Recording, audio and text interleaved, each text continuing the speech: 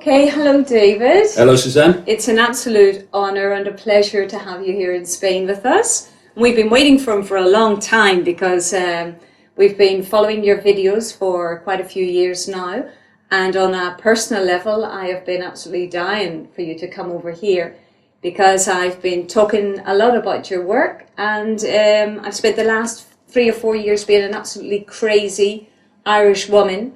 There's a lot of them about, you know. Following her heart, and I really needed somebody like you to come and set things straight so that I wouldn't feel all alone in my crazy little world. So well, it's fantastic to be in Barcelona. It's yeah. an amazing city. First time I've been here. Just the history of it and the buildings and the architecture. You've got to come. If you've never been, you've got to come. It's fantastic. Well, this is your 54th city where you're coming to present your event. 54th country, yeah. 54th country, and that's bigger news as well, where you're coming to do your major event. And in fact, 1,500 people are waiting for David Icke on Saturday. They're going to be crowding up at the entrance, very anxiously waiting to get in and listen to you. I've just been to the venue yesterday, and it's magnificent.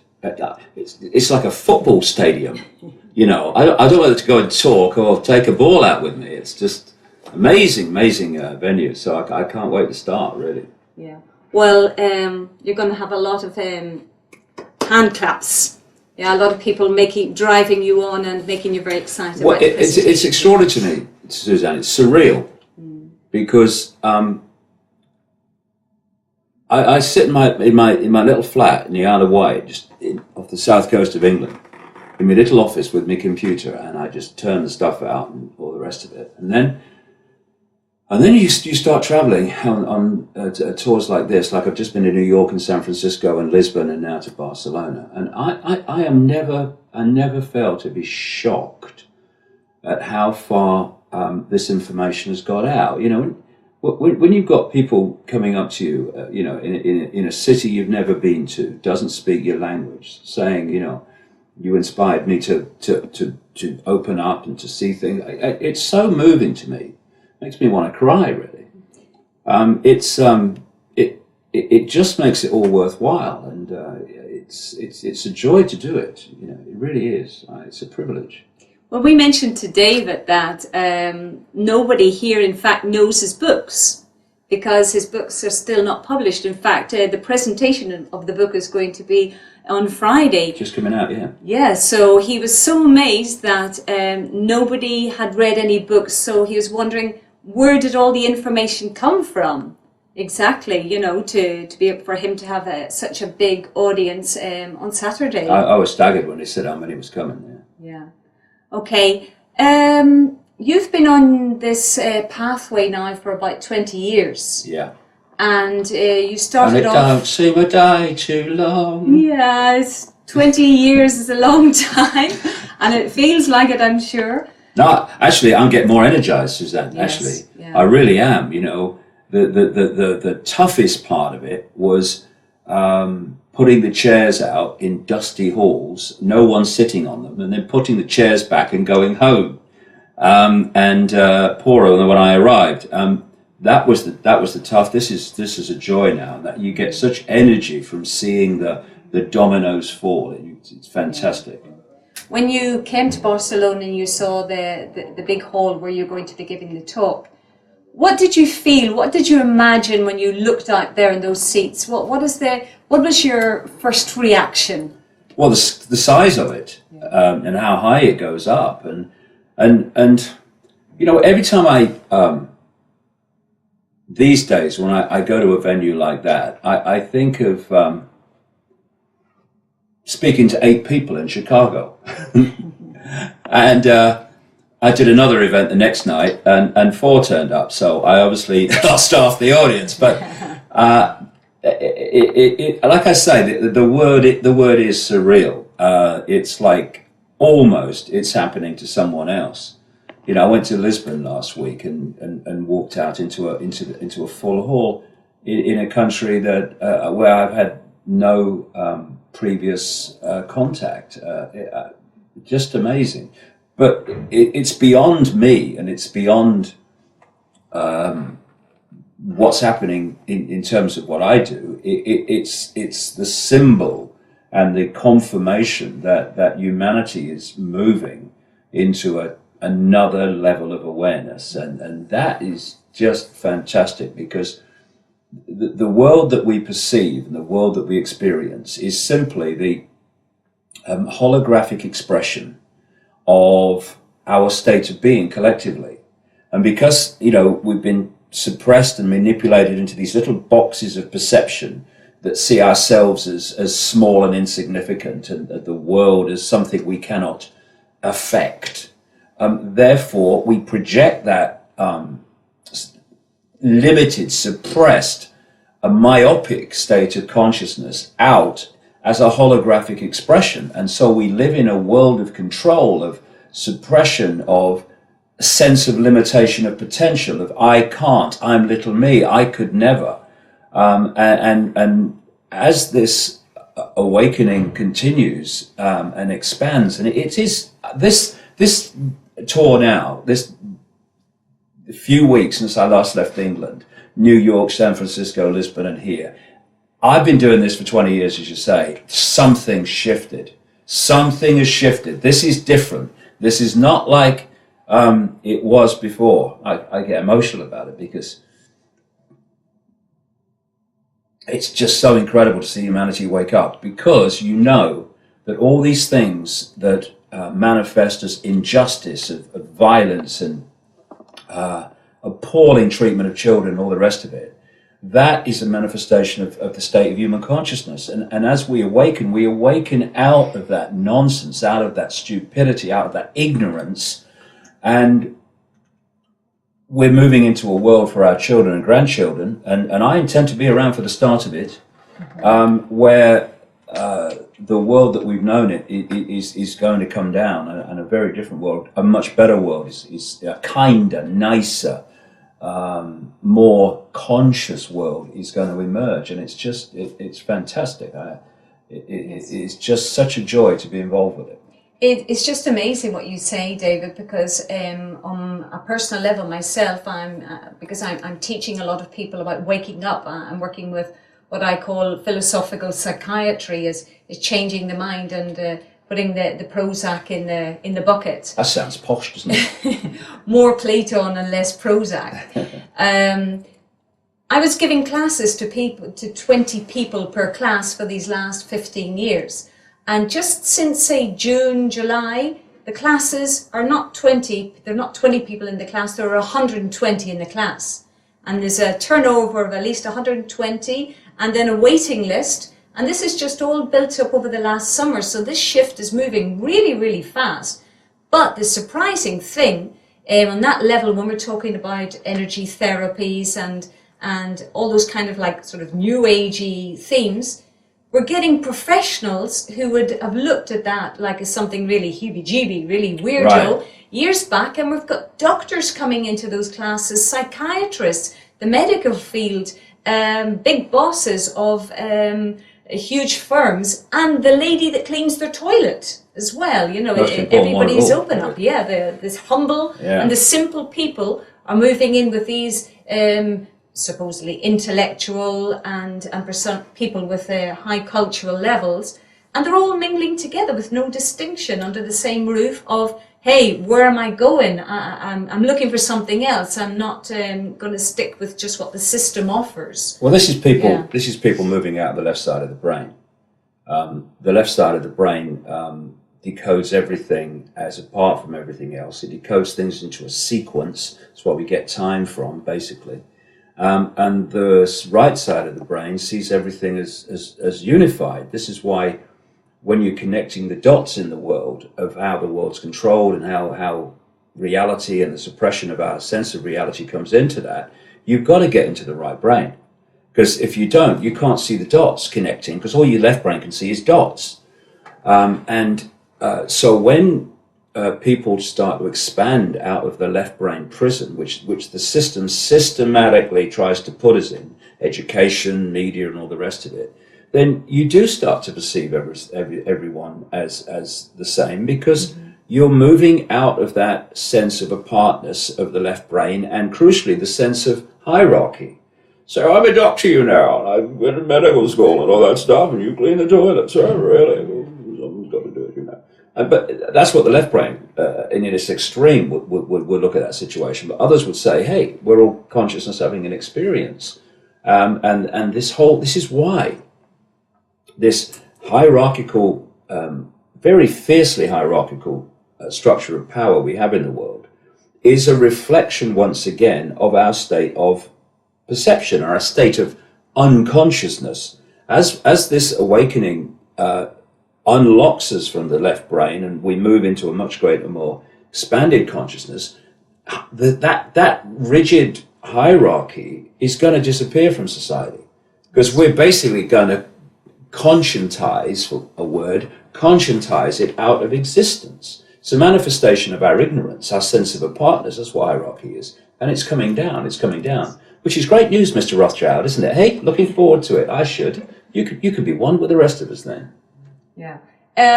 We see the system as maybe mission control, trying to keep us in a very suppressed state. So what I'm seeing is, especially through people who are asking for help through therapy, they're coming with extremely altered nervous systems, being attacked from all levels, their health, their physical health, their mental health, even on spiritual levels. How do you see mission control out there manipulating our physical health? Well, the whole of this reality, including the physical body, is, as you well know, doing all the energy work you do, it's a vibrational information field. It's a vibrational information construct, you might say. And we see stress as something emotional, okay?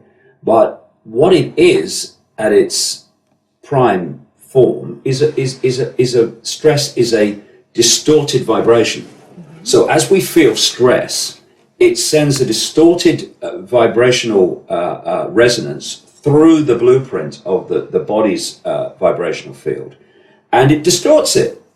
And therefore, it manifests as eventually as physical, emotional, certainly, dis-ease, disharmony. And then we look at all the chemicals in food, and we see them in this holographic world as chemicals. But if you take them back to their base form, they're of distorted vibration. Mm-hmm. So when we take pharmaceutical drugs, what we're actually doing is taking a distorted vibrational field. Same with additives in food, aspartame and fluoride in the water. And so, and then, of course, classically in terms of energy, we're living particularly in the cities and the towns, in these electromagnetic soups, these days, where with all the wireless internet and microwaves and mobile phones, and so when you put that together, the body's vibrational information blueprint is being bombarded with disruptive, distorting vibrational fields of various expressions. And that's why there's so much mental, emotional, and physical illness in the world. And, you know, a conscious world would not say, as politicians do, like in Britain, about the National Health Service. They say over the years, you hear it over and over again, we're treating more people than ever before. My question is, why? Yes. Why are you treating more people than ever before? Why are so many people ill and need treatment? Any conscious society says, what causes dis-ease, disharmony? Okay, we'll remove the cause. And then, staggeringly, the symptoms will disappear. And this is the kind of world we're going into as we become more conscious. And as you mentioned, the doctors break out of their, and scientists that could kind of interconnect with them, they break out of this straitjacket in the left brain where, when you look at it, you're born into the world, most people are born into left brain families. Mm-hmm. That's not a criticism. Most people in the world are left brain families. Why? Because that's what the system wants them to be and manipulates them to be. So the child comes up and gets brought up in a left brain kind of situation, then goes to school, and teachers talk to the child's left brain through school, through college, through university. And then in exams, they say, okay, now what we want you to do, in effect, is take all that information out the left brain, put it on a paper. If you do that really well, then you'll pass the exam. And then, what do you want to be, a scientist, you, a doctor, you, or whatever? Okay, well, now you specialize, and you go through the same process again, specialization. So a doctor goes through medical school, and what he says in his exams and of various kinds, practical and written, is what he's been told is the truth, not necessarily the truth. In fact, almost definitely most of the time not. And he has to repeat that version of truth to become a doctor, or he doesn't become one. Same with scientists and stuff. And then he has to practice. When doctors say, I'm in practice, I think, well, I want to see a doctor who's already got it right, thanks, who's still not practicing, But anyway, the doctor then has to practice in line with the alleged truth. Otherwise, he gets struck off, or he or she gets struck off. And therefore, what you've got in all these fundamental institutions that dictate our society and what we should believe is possible, impossible, real and not real, are all virtually left brain prisoners. And so this is where the resistance comes from doctors and mainstream scientists to moving into another view of reality. A, because it puts their own job and livelihood under threat if they go too far. And also because there are many psychological things that go on, like they have to start accepting that all that they've been taught to believe and all that they've believed and all the treatments they've been given, or many of them, simply are not only not the truth, but actually are very detrimental to the patient. So all this has to be absorbed and processed before they can start to move out and look at the world in a completely different way. The fact that more of them are shows just how powerful this energetic information changes, new epoch change is in its effect on more and more people.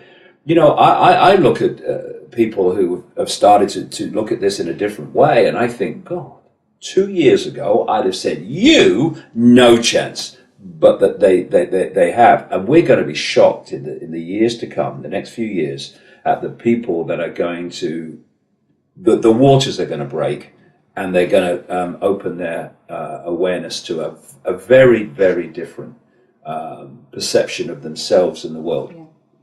You see, in very much so, children or the youngsters are being targeted. When I see young kids coming with all kinds of problems like attention deficit disorder, and then you check the kind of habits that they have at home, you see these kids are bombarded with television and all the little electronic machines. Now in schools they've introduced the computers, personal computers, for each student. They're not even going to be writing on their notepads very soon. It's going to be electronic. At the same time, I don't know any youngsters that are not eating chewing gum with the aspartame and drinking Coca-Cola with the aspartame as well. They're being given their shots of fluoride in school still. Yeah. And I remember you commented the effect of fluoride on the pineal gland. Yeah, it calcifies the pineal gland, which is part of the third eye, what some people might call the sixth sense level of our perception, because the whole idea is to hold people in five sense perception alone, because when we're in that state, we are living in a tiny, tiny fraction beyond a fraction of our infinite possibility. And that makes us controllable en masse by a tiny few who are manipulating our reality. Once people start to awaken, this is why this control system is terrified of this more than anything else, then you start to see what you couldn't see before. You start to see how the manipulation is going on, how the dots connect. But this is my feeling, Suzanne, about what's happening with children. This vibrational change that I started writing about 20 years ago, what I call the truth vibrations, when there was no evidence of it, but now magnificent evidence of it all over the world. It's increasing the vibration, and therefore we are able, if we can connect with it, open our minds to it, we are able to access higher levels of awareness, i.e. understanding all this stuff.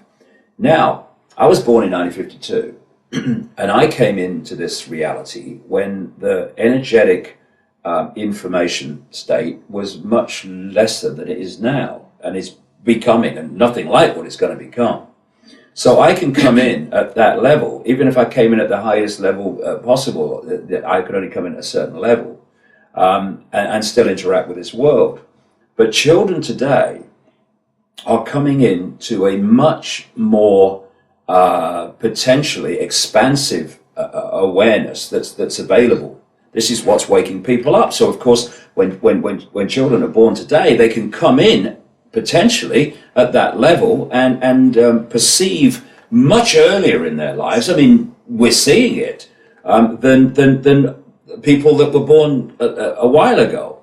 Now, the control system knows this, and this is why children today are being targeted more than any other area of society. They've created this nonsensical new psychological state called attention deficit disorder. I suffered from that. It was called being bored stiff of what they were trying to get. I spent my time looking out the window at the games periods, you know. I used to say, but what's so-and-so times so-and-so? I said, I don't know, but they're 2-0 up, you know. It's like, I just didn't concentrate at all. I mean, I was saying to you today, I remember from my time at school, Ratae Corotinorum, because that was the Roman name for Leicester. And I remember one thing from my French lessons, which is, what's the time? Quelle heure a-t-il? And that's pretty much the lasting memory of my entire period at school. Thank you, God. But now they are targeting children more fiercely through the education system, more and more suppression, and these food additives, which when they rewire the brain and the chemical structure of the body, manifest in behavioral changes. And those behavioral changes are exactly the same symptoms as attention deficit disorder. So they're drugging the kids through chemicals, if you like, in the food, and then they're saying, oh, they've got a psychological problem. Here's some Ritalin. And of course, all this was talked about in Aldous Huxley's book, Brave New World, published in 1932, because he had access to where the agenda was going through things like the Fabian Society. And so children are now being targeted more than ever before to suppress this potential they have to start to awaken to much higher levels of awareness much earlier in life than those of us who came in a few decades ago. It's all systematic, it's all coldly calculated. But there's a thing here. Nothing can overwhelm consciousness in awareness of itself. And there are, one of the great things is to go around the world and meet young people who in recent times have been through this trash of a system designed to put them to sleep, to distort their sense of reality, to distort the balance of their mental, emotional and physical, what we call physical state. And yet, there they are, awake, got it. And so the system is whistling in the dark, trying desperately to hold on to its epoch of control, an epoch that's dying as we look at it. So it can make things more difficult. You can't stop what's coming. It can't. Yeah, I suppose the way is to make the parents more aware of what they give their kids to eat, get them to dedicate part of their day to leisure, to relaxation. We're finding these kids coming out of school like robots. In Spain, they come out quite late. At 5 o'clock is the time. What time do they start? They start at 9. You are joking. Yeah, 5 o'clock. And then if they do extracurricular activities, like my own daughter, they're coming out of school at 6:30, and then they get home and they're expected to sit behind a table under artificial light and do homework for hours and hours. I have said all my life, the first sane decision any education system can make is ban homework. Yes. If you can't tell children what they need to know when you've got them for those hours every day, 5 days a week, then get another bloody job then. Yeah. The idea of homework is ludicrous. You know what we're looking at, right? This is the perception change that so many people, I think, need to look at so that they can be aware of their own situation. They think they're free, right? So let's look at the freedom of incredible amounts of people, even in the Western world. They get up in the morning. They have to get up at a certain time because they've got to go to work. Why have they got to go to work? Because the system has made their basic needs in life dependent on earning money. Figures on a screen that are created out of nothing by banks, and then we pay interest on them, figures out of nothing. And if we don't meet the payments because we lose our job because the banks have crashed the bloody economic system, the banks throw us out of our home. Hey, we're free, honey. And then they get in a car and they drive to work. And I've driven into Los Angeles with people every day for 1 week, and they were almost orgasmic when the traffic jam didn't start for another mile down the freeway that it normally does, right? And you sit there, and you get to work and you're tired, you have to get to work at a certain time, and then you're in prison all day because you have to do what you're told to do. You have to keep the bosses happy. You can't leave until a certain time, right? Then that's when they give you parole for the evening. And then you get in your car and you drive back and you're in the traffic jams on the way home. You get home, you're tired, you're frustrated, you're stressed, and then you have your tea. Then you watch the Gogglebox, the oblong hypnotist in the corner of the room. The television. And it tells you what to believe about the world and reality, and overwhelmingly yourself. And then you go to bed. And you take a sleeping pill maybe because you're so stressed you can't sleep. Oh, doctor, I can't sleep. Why is it? Because you're stressed. Why are you stressed? Look at your lifestyle, mate. And then you get up in the morning and you get in your car. It all starts again. Oh, he's free. He's got a good job. He has. Well, all right. Now, another part of this daily ritual is you come home, usually late, so you spend very little time with your children. And your children, they've just come back from prison because they left in the morning about the same time you did, and they go to their prison called a school. They have to be there at a certain time. They then have to be told what to do and do as they're told all day, while they're told what to believe, lesson after lesson after lesson, by teachers who've been through exactly the same process as the children are going through, and now they are programmed to program the next generation. Then they leave school, they get parole for the evening, when the school says you can leave, and they then take home homework, so that when the little leisure time they might have, they are, as you say, sitting there doing homework. Now, what is this doing? Or I have not described yet, in the day of the children and the day of the parents, if you like, one thing that involved the right brain being accessed. It's all left brain stuff. And what is the greatest thing to open the left brain of a child? Play. Play. Creativity. Imagination. Ad-libbing. Spontaneity. Ad-libbing. Imagination. Play and all the rest of it. And what they're doing, not least in Britain now, they're trying to squeeze that point from birth to the first academic type lessons. They're trying to squeeze that period smaller and smaller and smaller. And I heard Obama last year, you know, this amazing intellect who can read words off a teleprompter, but he's a stuttering idiot whenever it goes down. and he said to meet the challenge of meet the challenge of the global economy. Now, meet the challenge of the global economy. Where did the global economy come from that's challenging us to more work and more education? From the very people that are imposing this education and stuff upon us. And he said children should spend more time at school. And they should reduce the period in the summer when they have a break from school to do what? To play and ad-lib and open the right brain. So it's all systematic. And this is why I focus so much on the nature of reality and how we interact with it. Because when we understand the themes of that, the way the system's structured it's like an open book. Yeah. It's structured to shut us down and stop us being the incredible awareness, consciousness that we really are. Yeah, they're keeping us on mind mode. We have to think, we have to plan tomorrow. They're getting us out of the present.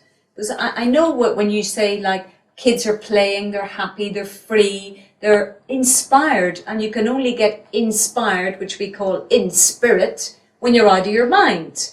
So when do these kids actually have time to play and be free? Because we know that we're tired as parents when we arrive home, the kids are tired, and that's just exactly. Who wants to do homework at 6 or 7 o'clock in the evening, and the kids get cranky, and then that upsets mum and dad, and then it's just creating conflict in the family. Okay. So then all hell Absolutely.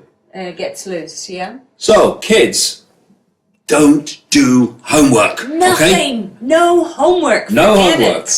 Okay, let's have a revolution. No homework. If you can't tell us what you say we need to know, I don't necessarily agree with you. In fact, I don't.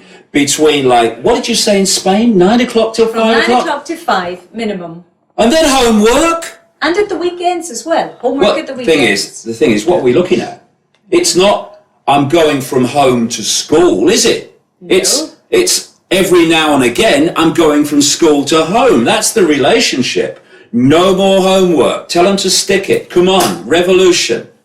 Good bloody God! I mean, crikey, we're trying to bring our children up to be the full magnitude of who they are, and every day we say goodbye, darling, and they go off to be suppressed in terms of the magnitude of who they are. Come on, we've had enough of this. I have. Yeah. When we go back to the health thing, we know how mission control is trying to control our physical health. We are observing, especially in Barcelona, more and more presence of the chemtrails. The chemtrails are composed of aluminium. And this aluminium is also present in very much of the medication that is being prescribed for psychological problems, psychiatric problems, which is really making things worse because it goes and it gets implanted in the brain. It's stored up on the brain. So they're actually recognizing it's the cause of problems with Alzheimer's, etc., etc. So if they're chucking all this aluminium down on top of us with the excuse that it's climate control, for our benefit, for the crops, etc. What's your opinion on why are they doing that? Why are they targeting the whole population in an absolutely crazy, absurd way? What's their aim behind that? What's the issue there? Well, it's crazy, but as always with this bunch of idiots, because that's what they are when you bring back the shield of their arrogance and intellectual superiority. They're bloody prats, as we say in England. Bunch of prats. But they're not... Do you know what Barcelona airport's called? What? El Prat. Is this? Yeah. Right. You must have a lot of dignitaries go through it then to earn the name. Anyway, the whole thing about the chemtrails is that there is method, as with so many other things, in their apparent madness, because they're clever, but they're stupid. And people go, what do you mean, Dave? Well, I mean is this. They're clever in the sense that they're intellectually clever in the sense that they can know how to manipulate reality, manipulate people's perceptions, but they ain't wise. And wisdom is what is missing: wisdom, empathy, compassion, all these things, and cleverness without wisdom, which is what we're dealing with these people, is the most destructive force on earth. It's very clever to build an atomic bomb. It's not wise, however, to do so. This is the difference between the two. So although they're crazy, they're like the mad professor in many ways. They do know how technology works and how the body works. And as I've been saying for 20 years now, there is this vibrational change. I call it truth vibrations, and it's an information change, and we're going into a new epoch, what they call in Asia a yuga, a new age, the dawning of the age of Aquarius and all that stuff. And they are desperate in every way possible to suppress that vibrational change's impact upon human awareness. And this is an important point. It just tells you just the magnitude of who we are, the magnitude of our true genius, which we've forgotten, that they are having to throw at us efforts to suppress this genius, this awareness, from every single angle possible. You've got the microwave and electromagnetic pollution, you've got that which distorts our ability to access this information, you've got the stuff in food, you've got the drugs, you've got the vaccines, and you've got the stuff coming from the sky, as you rightly say, chemtrails. A number of people, since I've been in Barcelona, said chemtrails here are terrible, But I've seen them all over the world. Yeah. I've been out into the outback, if you might call it, of South Africa, and there's bloody planes going up and down, filling the sky with these things. I've sat in Arizona and day after day watched a blue sky become a cloudy day by the afternoon, as planes from the Luke Air Force Base in Phoenix have just crisscrossed the sky with this stuff. Yeah. And of course, because of compartmentalization, they say that the pilots probably think they're serving humanity, because it's always about global warming, whatever they tell them. Yeah, it's just protect.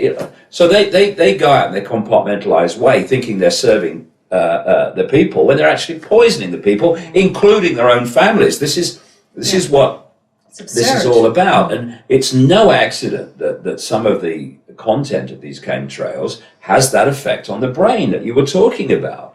It's because that's the idea. It's to create distortions in our mental, emotional, and physical state in every way possible. Because in so many ways, when you look at what's happening in the world in terms of the police state and control and surveillance and all this stuff, if you don't come from this understanding or a position where you look at reality in this way, then what it looks like, absolutely looks like, is that this control system is now increasing its power, increasing its control, and imposing itself more and more powerfully on humanity as it comes to its fruition of total global control. But I kind of see it in another way, from this perception of the truth vibrations, the epoch change, in that what they're trying to do is batten down the hatches against the biggest threat to their power there has ever been since they started to impose it. You've got people like Zbigniew Brzezinski, Jimmy Carter's former national security advisor, and not just an advisor to Obama, but a mentor of him and developer of him going back to the 1980s, saying to his fellow insiders that we are witnessing the biggest, he called it political awakening, the biggest awakening in human history. Well, not necessarily in human history, but known human history. Okay, I'll grant you that one, Zbigniew. And so they're seeing this awakening, and it's threatening their power, because more and more. I mean, look at the number of people that are turning to this in various ways now, and therefore they are in a panic mode increasingly, throwing everything at us like a cornered rat. We're going to see more manipulated wars. We're going to see more manipulated terrorist events that are created by the very people that then say we need more control of the people because of the terror. We're going to see an economic crash and many, many things, all designed to destabilize us, to put us in fear, in stress, to distort our ability to be affected by this vibrational change. But it's a last throw of the dice. Yes. You know, it's desperate. It's going to become increasingly desperate. And what's of course happening now is the more that people are informed of the techniques and the agenda, the more difficult it is for them to sell the agenda. When they say, you know, oh well, this bomber, he was going to bomb the plane and bring it down over America, and you look at it, you go, the only thing the guy did was set his underpants on fire, right? And they're talking about, and it was an expert bomb maker in the Yemen, because they're targeting the Yemen now, it's the new Afghanistan, who did the bombs in these packages from UPS and FedEx the other day, and he was the bomb maker who's an expert who did the bomb with a guy in his underpants. And I'm thinking, he's a bloody expert. Not one of the bloody things has worked yet. You know, he scorched his bloody underpants, burned his bum. The other ones never went off because they weren't bombs. It's all a scam. It's all a lie. But the great thing is, more and more people, you look at 10 years ago, 15 years ago, oh yeah, it's Al-Qaeda, and it's dangerous, so they got to protect us. And now more and more people are going, it's a bunch of shit they're telling us. It's getting more difficult for them. And every day that passes, it's going to get more difficult. So Big Newman, you were underestimating that awakening. I tell you that, underestimating. You hang about and see. So people who are awake are very, very dangerous for the system. They're going to... It's going to be very contagious, so that's why we're making their job more and more difficult. That's a very good word, actually, contagious. And the reason it's contagious is because the more people know, the more people get access through the more people who know to know. And so it becomes exponential. I was talking to people in Barcelona today who do blogs on these subjects and stuff like that in Spain.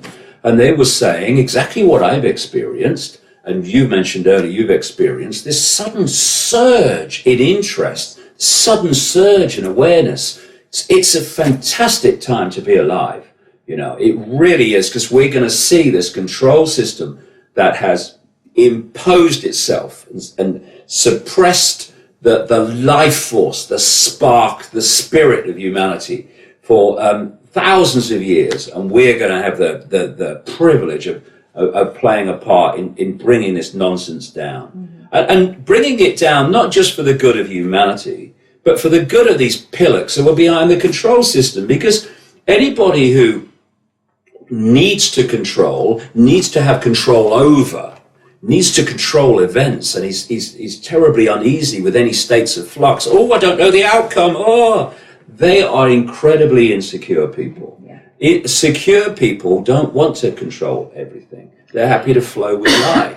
And therefore, in the greater scheme of things, the end of this control system is actually going to, ironically but true, it's going to set the controllers free. Because at last they can start to face their true nature and their lack of power when faced with...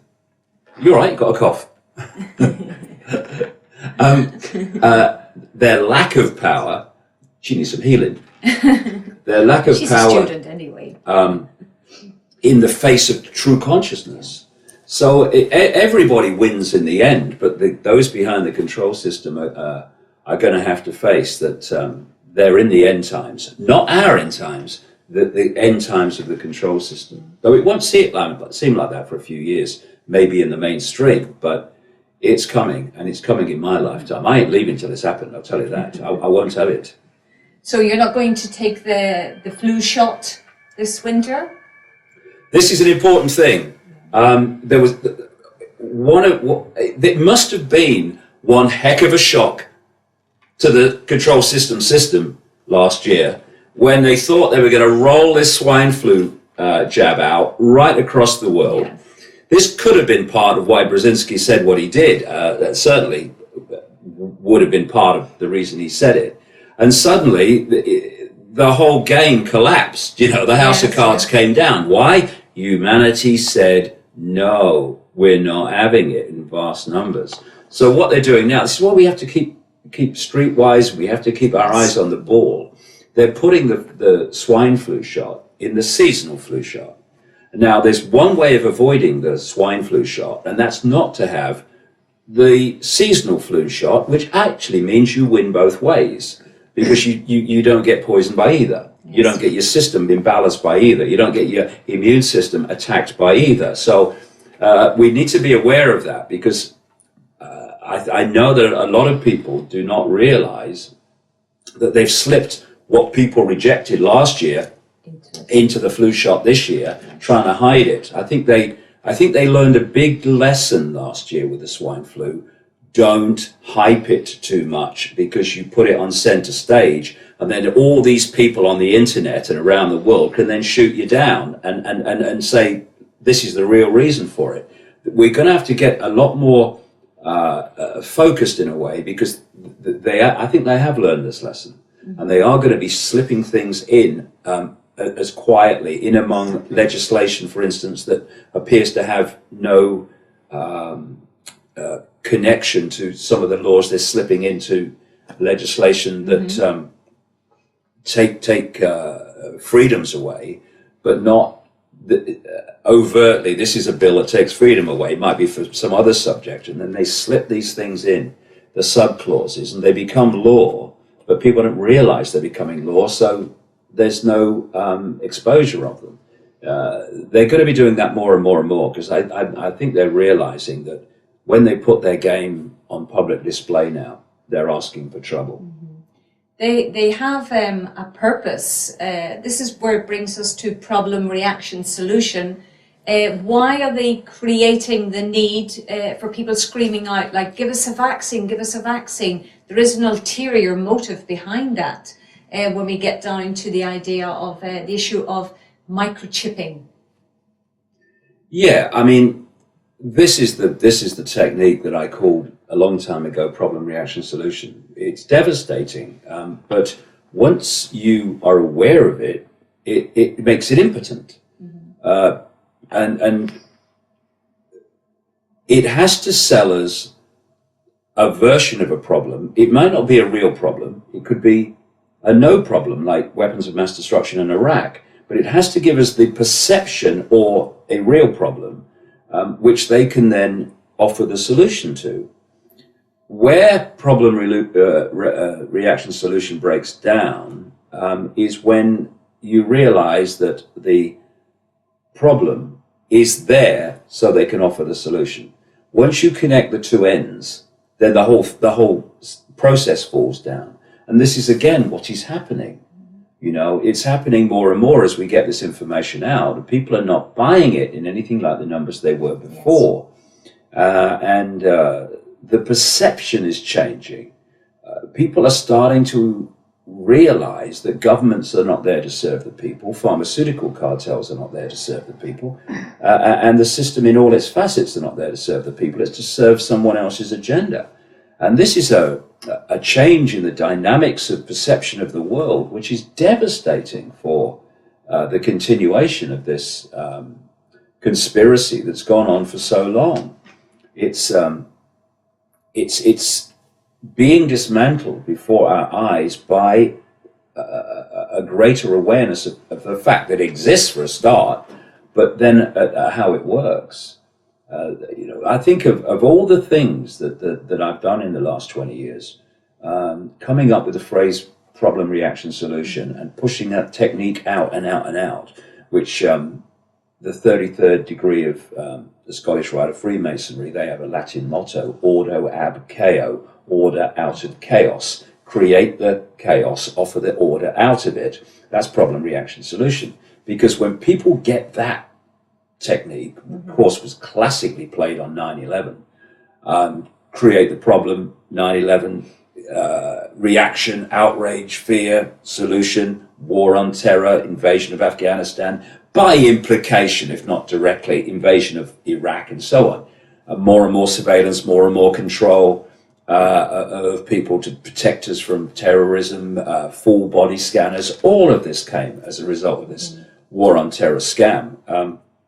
And as people understand it, it's becoming harder and harder to play that with future problem, reaction, solution events. And it's going to get harder and harder as more and more people become aware of that technique. We talked about mission control attacking our physical health, our mental health as well by the manipulation. What about our spiritual side? You yourself had your own spiritual, inverted commas, experience. My head blew off. Your head blew off. Yeah, the rest of me went with it for a while as well. And then it came back the way it did. Yeah, it kind of came back and got put together again. Like, obviously there was something really drastic that happened in your life that was that turning point that changed you from being a football presenter, working in the as a journalist. Something happened there that would you like to elaborate on that just a little bit so people know where David Icke is coming from, because to have that enormous, tremendous courage to go out and speak out against the system, and I still think we've only slightly touched a little bit on it, your talk on Saturday is going to expose it in a very coherent, logical way to build up to the major issues that you're going to expose, such as the moon matrix, reptilians, the secret societies, the 13 families, including the Rothschilds and Rockefeller, who are behind all of this, where there are very, very few people compared with the 7 billion people on the planet who need that, like, kick up the backside to wake up and realize who they really are. So to have that tremendous courage to face that structure and say, this is going to come down, mate. What happened in your life that made you get the guts to go out and speak out on a world stage? Well, first of all, I can't stand injustice. It makes me, we're not furious anymore, but determined not to accept it. I've always been like that since I was a kid. I was brought up like that. My father was like that. But when I look back at my life now and what happened before 20 years ago, and the experiences I had, which were perfect for what I'm doing now, and when 20 years ago I went to the psychic and was told, all you have to do is follow the clues. It was all organized basically a long time ago. It's clear that for whatever reason, and I don't know, and I don't really care, because when I get out of this lens, I shall remember. But for some reason, I came to do this, what I'm doing now. There's lots of people who came to do it. And so what happened to me 20 years ago was going to happen to me from the moment I was born. It was the time for me to open up and become not aware, but to have an understanding that my life was not what I thought it was. And as the 20 years have unfolded, because people say I woke up. No, you didn't. You started to awaken. I didn't wake up 20 years ago. I started to awaken in a big way because my bloody head blew off. But it's a process of opening up and opening up and opening up, because, if you open up to some of these high dimensional energies and frequencies, and you're not ready for them, they'll just bloody blow your mind. Literally, they will blow your mind. And when I look back at what happened to me for 3 months after I had my initial massive bombardment of something on that mound in Peru in the early 1990s, for 3 months I was hanging on, because so much information was suddenly hitting my conscious mind. I was struggling to process it. So you can imagine that you've got to be ready for it. And so as I've gone on, I've opened my mind more and more and more. But it's basically it was something that broke me out of mind body into some other level of awareness beyond that. And so what happened is I started to speak from my perception outside of the previous box. And of course, people who are still in the box, because that's what the system does to them, they look at people like that and they say, you're mad, you're crazy, you're insane. And to them, I completely understand that it looks like that, because we are literally viewing reality from different points of observation. Therefore, we don't, I mean, some people might say, people in the box, though, we've all been there to start with, I don't understand why they don't see it. And then people in the box say, what do you mean not see it? You're insane. And it's literally, we're on different radio stations, different television stations. The more that as people have awakened over the last 20 years, that the more there are people that you can interact with who say, yeah, I can understand what you're saying. You know, and when I look at my life, someone seems to have planned it in great detail, because I went through professional football, which gave me much about discipline and focus. And then the arthritis came, which gave me an enormous emotional trauma to overcome, great disappointment. And then I went into journalism, which showed me many things about how journalism doesn't work, into television, into politics with the Green Party, which showed me that politics is not there to change, but to suppress change, and that no matter what the name is on the door, it's the same mind blueprint in all the political parties. And then I went through in the early 1990s, as a result of my bang experience, enormous ridicule. And as a result of the enormous ridicule, I was able to let go the fear of what other people think.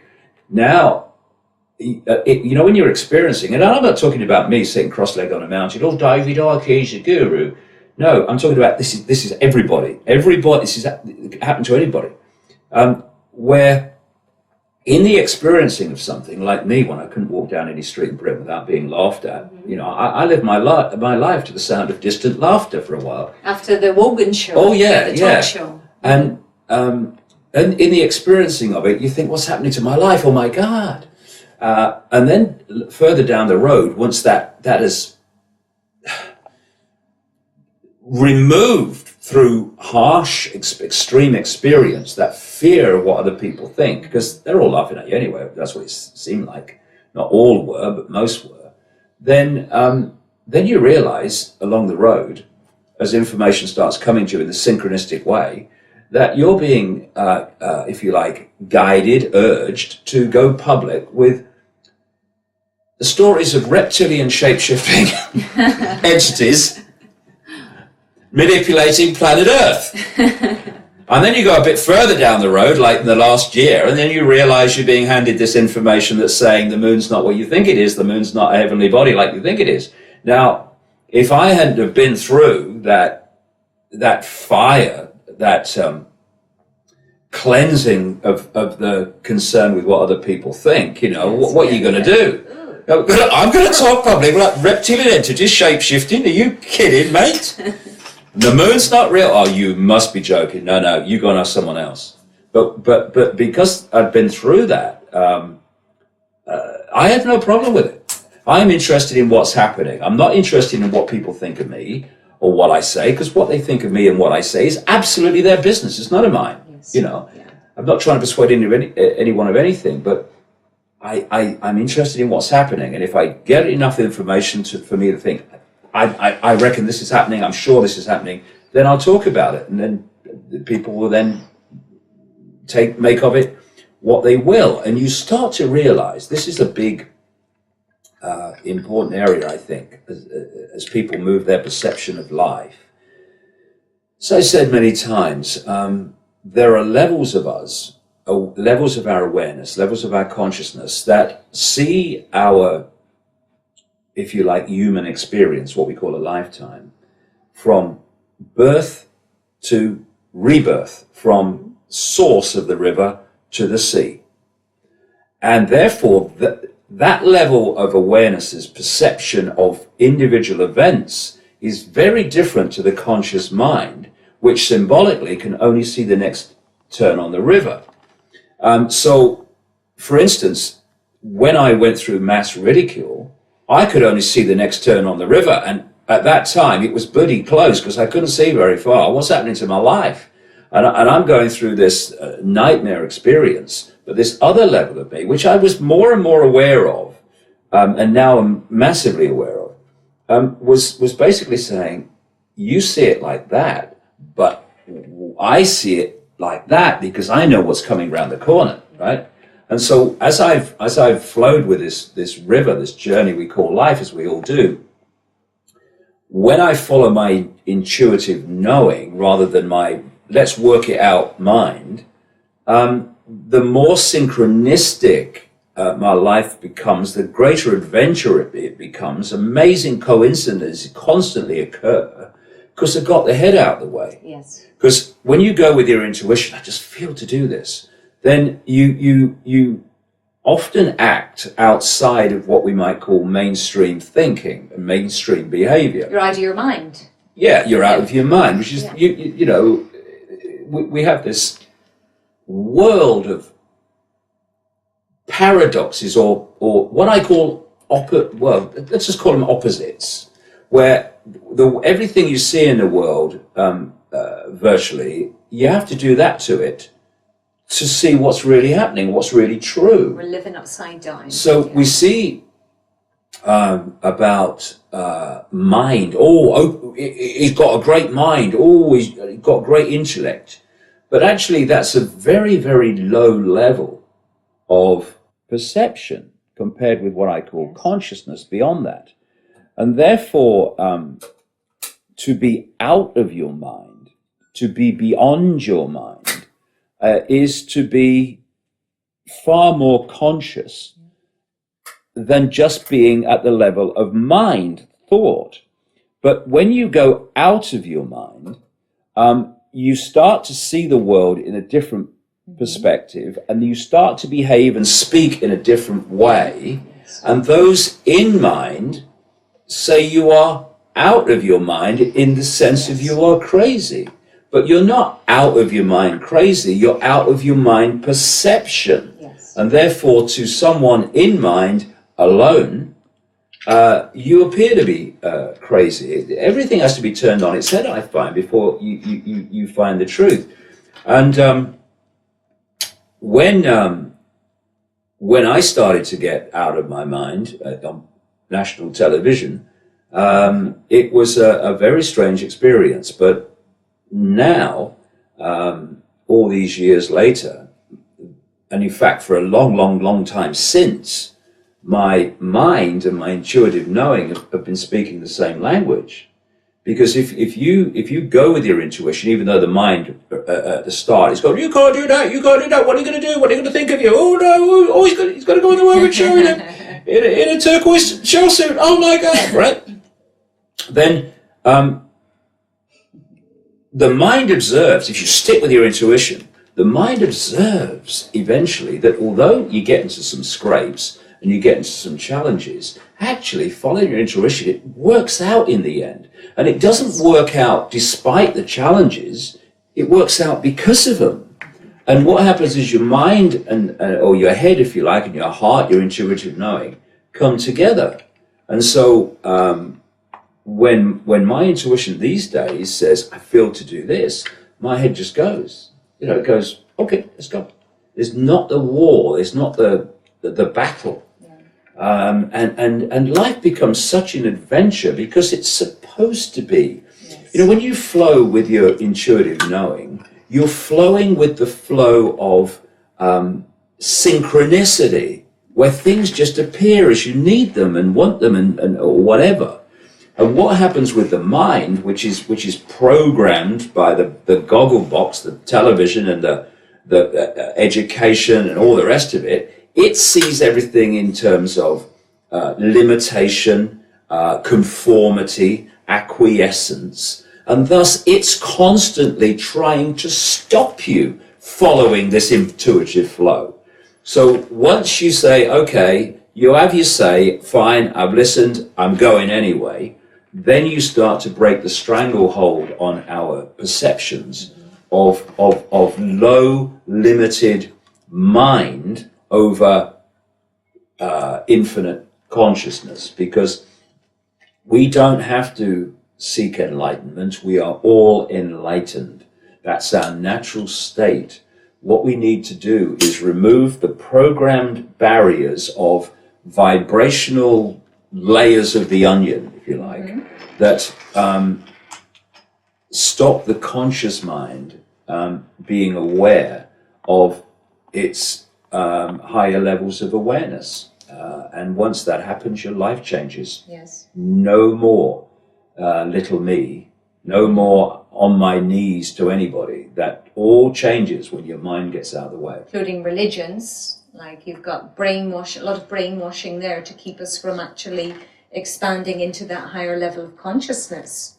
The manipulation behind, like Opus Dei or the Jesuits or Catholic Church. I used to have a saying years ago, God save us from religion. And, religion is mind. Yeah. Fighting in uniform is mind. Going on violent protests is mind. All these things are expressions of mind.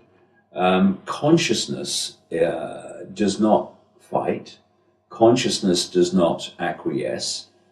Consciousness does not get down on its knees and worship itself, in effect, or worship some deity that someone's decided they should worship to be, part of a church structure. You've got to believe this or you're not a Christian. You've got to believe this or you're not Judaism. You've got to believe this or you're not a Muslim. In other words, don't go out of that box or you're not one of us anymore. Yes. It's classic mind imprisonment. And so in a conscious world, which is what we're going towards, religion will be, we might talk about it if we're discussing the old times, but we won't be doing it because consciousness doesn't do religion, just as it doesn't do hierarchical structures, fear, acquiescence, and all these things. Now, you take all those out of today's society, you are in a completely different world, and that's what we're going into. When you talked just a little while ago there about synchronicity and the magic of life and the playfulness of life when you're in the flow and everything is going smoothly. Do you remember the other day when we went into the Barcelona musical theatre? What did you see there when you walked through the door? We went down the steps. What was on that big back wall? Yeah, what I saw was, first of all, a big poster for some show involving dragons, reptilians. This was the zoo there. They're going to do it was the zoo, was it? It sounded speak Spanish. Zoo, the dragons in the zoo. I thought it was a show because it was all in Spanish and it was in a theatre. I thought the huge dragon, on the back wall. It was the zoo. Oh, that was interesting. The zoo. And right next to that one was for Tibidabo. Something to do with the moon. Yeah, there's a cartoon in 4D thing in Tibidabo up in the big play park. And it says, Pugem a la luna, let's go up to the moon. Yeah. On either side now. In David's talk, he talks about the dragons, all the symbolism, the masonry symbolism, and goes into great depth. In fact, today we spent 2 hours traveling around the Gothic area looking at all the dragons, all the symbolism. Barcelona is full of dragons, it is. Yeah. All the architecture of a certain age, it's just churches and other, long-standing buildings. They're just full of dragon symbolism. But and also when I was looking around the theatre after seeing the dragon poster and the moon poster right at the entrance as I walked in. They were doing a rehearsal of Hair, weren't they? Oh yes, Hair, Dawning the of the Age musical. of Aquarius and all that stuff. Yeah. So and we started singing Age of Aquarius there, so it was just so synchronistic. Well, I didn't David? start singing because I didn't want to clear the building. My singing can clear a building quicker than a fire alarm, I tell you. But I know these are small things in a way, but once you start following your intuitive knowing, these small, fine detail and major synchronistic events in your life just become part of your life. You start to accept them because they're common to you, and it can happen to anybody. Once you get out of mind, which is blocking this flow and trying to hold you on the train tracks, then you allow in this incredible adventure of life, which is open to all of us. I don't care if you're well known or work in a store or work in an office or sweep the streets. Very important people sweep the streets. A state would be in if they weren't around. And yet they get looked down upon. Oh, he sweeps the streets. Well, it's a bloody good job he does, or we'd be in trouble. Yeah. But it doesn't matter. That's just an experience. Just an experience. It's not who you are. You are not a street cleaner. You are not a doctor. That's your experience. You are consciousness. And when you break out of that limited perception of self-identity with job, body, name, and such like, then you break into the real level that all of us are, which is consciousness, and everything changes. And it's a world that we are going to see expand and expand as what we call the years pass. And our children and grandchildren are going to live in a very different world to the one that we have lived in and are still living in to a large extent. Mm-hmm. So what would you say is your sole purpose, your mission in life? Helping people to wake up through exposing the darker side? Or how would you define yourself, your job? I don't. I don't have a job. Okay. I don't have a mission. I get up every day and I do what I believe and know to be right, and I follow my intuitive knowing. That's it. Whatever it is that's been pushing me through the years, I just open myself to allow it to go on pushing me and bringing into my life what I need to experience, what I need to do. Mm-hmm. And it's a hoot, really. I mean, there are many challenges and many people trying to bring you down, but they won't, because this is the way it's going to be. We're in an epoch change. And I don't care whether you've got letters after your name, or you're Queen this, or Fanny this, or whatever, Lord this. I don't care if you own newspaper bloody empires, or you run the European Union, or whatever. It doesn't matter. Those people are a fly on an elephant's back to this epoch change. And they're going to have to face that. I think some of them are beginning to see it, but they're going to have to face that big time in the next few years. And they might expand their awareness and consciousness and become who they could truly be as a result of that as well. And no one will be clapping round of applause if that happens more than me, because I have no animosity towards these people. I have no hatred of them, because if we hate these people and we have animosity towards them, then we become them. What you fight, you become. So I'm not fighting these people. I don't want to fight anybody. I'm not interested in fighting. I'm interested in letting the information be the awakener of people to their true magnitude. And the more opportunities that I get, and my goodness me, they're coming out the woodwork now. Yes. Fantastic to get this information out. The more people will have the opportunity to realize that they're not who they thought they were. Mm-hmm. They are amazing. Yes. And we're going to live in a great world. My kids are going to live in a great world. My grandkids are going to live in an even better world, because this is going to move on and get more and more expansive. And it's just I just feel so privileged to be who I am, doing what I am at the time that I'm doing it. It's just it's surreal to me. It's surreal. Yes. But it's a nice surreal, and I think it's going to get nicer really eventually, when we see the real roots and the real foundations of this control system start to come down. Yeah. It's an amazing place, this reality, because when you're in an out of body state, you resonate to the frequency that goes with your state of awareness. And so different states of consciousness don't gravitate to each other because they're on different frequencies, they're in different realms of reality. But through this, what we call physical vehicle, through this holographic computer, as I call it, consciousness of infinite states of awareness can interact with other consciousness of infinite states of awareness.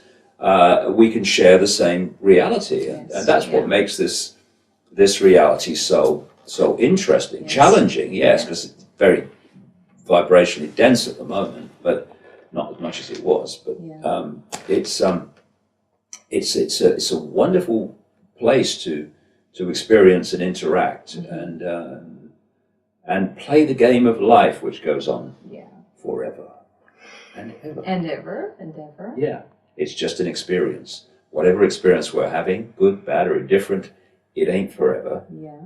It will change, and the only thing that's forever is life itself. Mm-hmm. Great time to be alive, David. It is. Well, it's a great time to be alive here, because all eternity we are alive, because that's all we can be. That's all we can be. Infinite consciousness. Ain't that a good way to end? Yeah, that means we're ending. You know what they used to call me years ago? They used to say, David Icke's the prophet of doom. That's what they used to say in the early 90s. He's the prophet of doom. And actually, nothing could be further from the truth, really, because when you see life for what it is, it's a joy, or should be a joy, and it's our choice to make it a joy. Full of love, happiness, peace, harmony, vibrating together. Or war, stress, We choose. fear. We choose. Our choice. Yeah, collectively and individually, and we're at a real enormous point of choice now. Yeah. But the way it's going, it's a done deal. It's part of the story of this reality, is that we're now entering a period of enormous expansion. Hallelujah to that, brother and sister. And the Pope's coming. Coming Sunday. The Pope's coming Sunday. And Amma, the famous spiritual... The hugger. The hugger. The Yeah. hugger is here as well this weekend. Yes, and so the Pope's coming on Sunday. I sent him an invite to the talk Saturday. He said he was busy. And he never invited me to see his sermon on Sunday, but if he did, I'd be busy as well. Still, takes all sorts. Okay, David, well... Been a pleasure, Suzanne. It's been an Thank you, absolute pleasure. Thanks a million for your time, for your patience. No problems. And we wish you all the success for Saturday. And you're going to have a major event in 2013, October. 12. Or 2012. October 27th. October the 27th. We're going to have a big event, a real big event in London. I've got to do the contract details yet. But, okay. But we're going to have a real big event in October 2012, So we'll enjoy you on Saturday, and we hope you enjoy us on Saturday. Big time. It's a hoot in Barcelona. I've had great fun already. It's an amazing place. Great people too. Okay. Well, cheers. Cheers. Thanks very much. Mine's a large one. Thank you very much. Thank you. Thank you.